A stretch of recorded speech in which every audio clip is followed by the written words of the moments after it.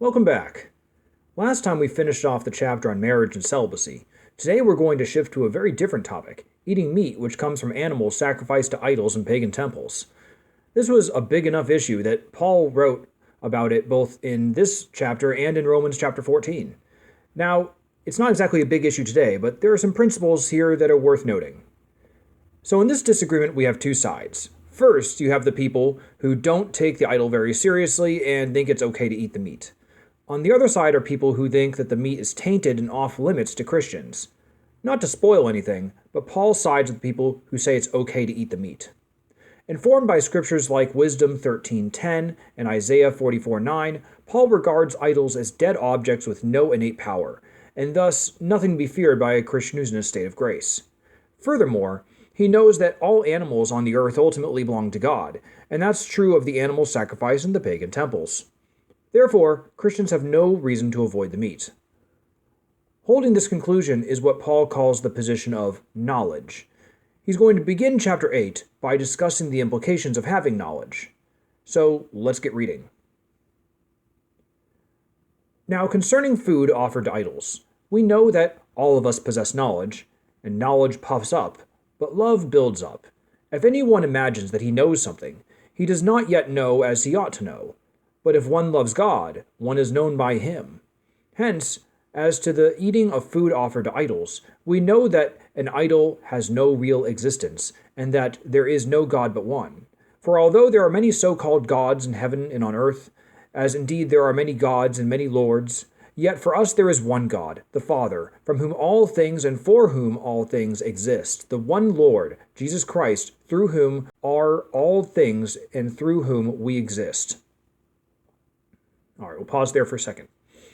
Paul begins by saying that everyone has types of knowledge. However, the knowledge that really matters doesn't come from this or that school of philosophy, but from the love of God. With that as your base, you can really start to know something. From there, Paul spells out his aforementioned opinion on idols. They are, essentially, nothing, just blocks of wood or iron or clay. Nothing is really there to be afraid of. Now Paul continues, in verse 7. However, not all possess this knowledge, but some, through being hitherto accustomed to idols, eat food as really being offered to an idol, and their conscience, being weak, is defiled. Okay, so we'll stop right there, because now Paul is pointing out one real danger that is posed by the meat sacrificed to idols. Suppose there is a Christian convert who has a long history with idols. He has trouble with the concept that the idol is nothing. He still thinks that having anything to do with them, even eating the meat associated with their sacrifices, is wrong. He's objectively incorrect, as Paul has already pointed out. However, Paul recognizes a danger inherent in disobeying one's conscience. If this hypothetical fella is still convinced that eating the meat is offensive to God, by all means he shouldn't eat it. Because while it really isn't offensive to God, he would nonetheless be doing something he thinks is morally wrong, and that's a problem. To shift to a different example, let's suppose I met a guy who thinks it's offensive to God to get a haircut. He's firmly believed this his whole life. Now let's suppose that while he's still in the grips of this false belief, I pressure him to get a haircut, so he ends up doing something he believes in his heart is offensive to God. He's saying to God in his mind, God, I know you hate this. I'm going to do it anyway.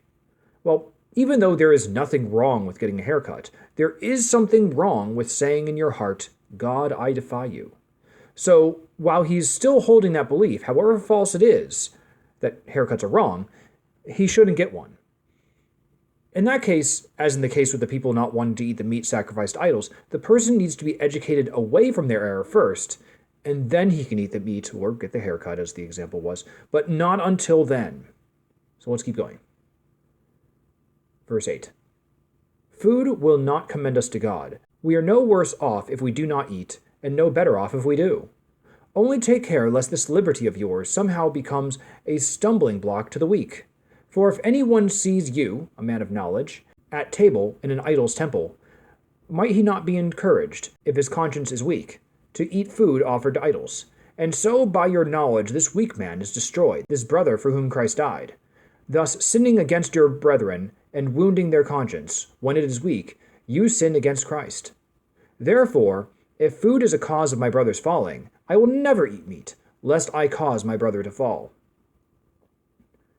So in this last section, Paul turns his attention to the people who have the correct understanding of idols and eating the meat sacrificed to them.